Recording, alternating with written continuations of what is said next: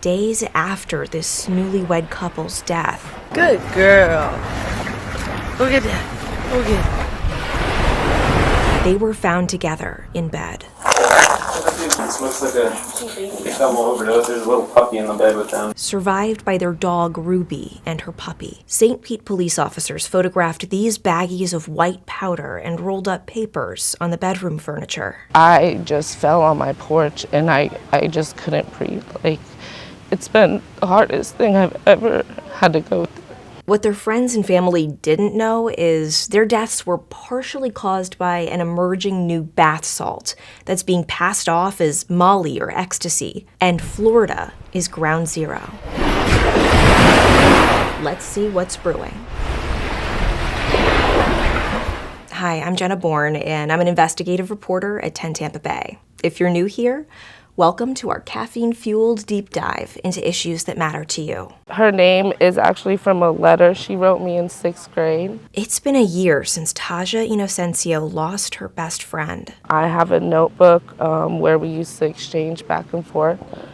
So this is her signature, and then it says Forever 31 because that's when she passed away. Chelsea Kellums was a St. Pete mom, newly married to her husband Christopher Durham. Her smile was just infectious. She loved to get dressed up, go out, feel like a princess. She was just beautiful inside and out. Inocencio says her best friend was trying to recover from an opioid addiction when she started taking Molly. She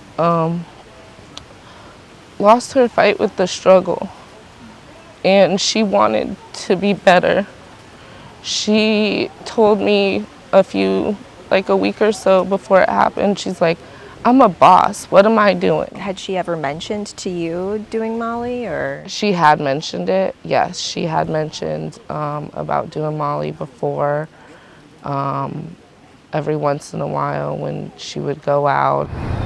The medical examiner found both Kellums and Durham's cause of death was multi-drug toxicity, and N N-Dimethylpentylone was one of the drugs to blame. Had you ever heard of N N-Dimethylpentylone before we told you about this story? No. It is unlikely that you are going to ingest Molly.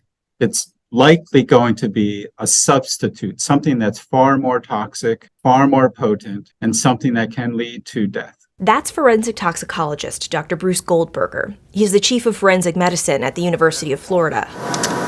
He's also the reason we started looking into this drug. Let's rewind back to late 2022 when we were in Gainesville talking to him about a horse tranquilizer called xylazine he was finding in dead Floridians. At the end of that interview, he said this. We've had many deaths associated with N N-Dimethylpentylone. It's a curious drug. It has an effect on the human which can result in bizarre behavior, aggression. We've seen it associated with homicides and suicides. We spent the next 6 months looking into it. N N-Dimethylpentylone might sound like a college a cappella group, but it's way worse than that. It's a cathinone, a class of synthetic stimulant, a new kind of bath salt. Take a look. This is N N-Dimethylpentylone in crystal form. And see those little white specks? That's N N-Dimethylpentylone too. And the Center for Forensic Science Research and Education, also known as the CFSRE, found that more and more often, dealers are passing this stuff off as ecstasy or Molly to unsuspecting buyers, but it's not MDMA like the users probably expect. So maybe you or someone you know took Molly at a music festival here in Tampa a year ago, and then this year they go to the same music festival and buy Molly from the same person. That substance could be something totally different, and the odds are good it's gonna be N N-Dimethylpentylone. Why should people care if the drug being sold as Molly, ecstasy, MDMA has changed?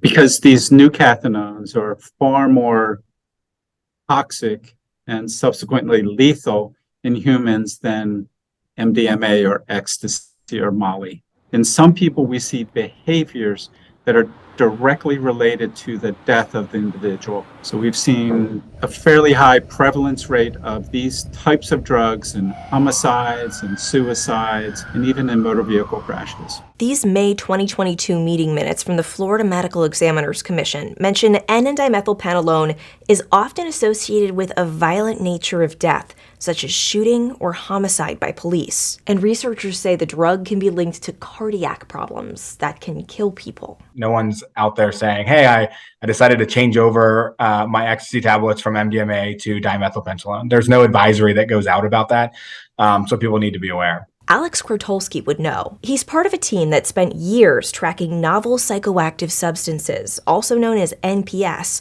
by collecting saliva samples at Florida music festivals, tracking toxicology samples across the country, and more. When you look at our positivity charts, it kind of looks like a roller coaster. You kind of have one coming up and increasing in positivity as the others go away. This orange coaster shooting up above all the others last year? Yeah, that's N N-Dimethylpentylone. Why are we seeing that roller coaster? Why do these drugs keep changing? Yeah, so it's really related to the stimulant market, specifically the ecstasy and Molly and MDMA market. Just based on controls nationally and internationally, sometimes it's harder to source MDMA. So what will happen is ecstasy tablets or Molly capsules will be substituted for these different cathinones. Surprise! Dealers want to sell stuff that's cheap, easy to get, and that the government hasn't criminalized yet. And you know Florida loves a roller coaster. CFSRE research found Florida is ground zero for N N-Dimethylpentylone. Not exactly sure what the link is, whether it is the link to the various music festivals and the nice weather that Florida has in the summer compared to the northern states. We filtered the statewide Florida Drugs and Deceased Persons data set for people who tested positive for N N-Dimethylpentylone after death between 2010 and 2021. We found nothing from 2010 to 2018. In 2019, one Floridian who died from a gunshot wound tested positive for N N-Dimethylpentylone. Nothing in 2020. Then in 2021, we found 30 people who tested positive after death. Medical examiners found 17 of those Floridians died because of drug intoxication. 14 of those 17 people also tested positive for fentanyl or fentanyl analogs after their deaths. Statewide numbers for 2022 likely won't be available until the end of 2023, but through public records requests, we got preliminary data directly from the medical examiners here in our 10 Tampa Bay area counties. It added up to 34 deaths in 2022, surpassing 2021's total of 30 for the whole state. Pinellas County had the most people who tested positive for N N-Dimethylpentylone after death, 14. Polk had 6. Sarasota and Manatee both had 4. Highlands had 3. Hillsborough had 2. And Pasco had 1. Citrus, Hardy, and Hernando counties all reported 0. And it's that data that led us to Chelsea Kellums and Christopher Durham in St. Pete. It just was heartbreaking.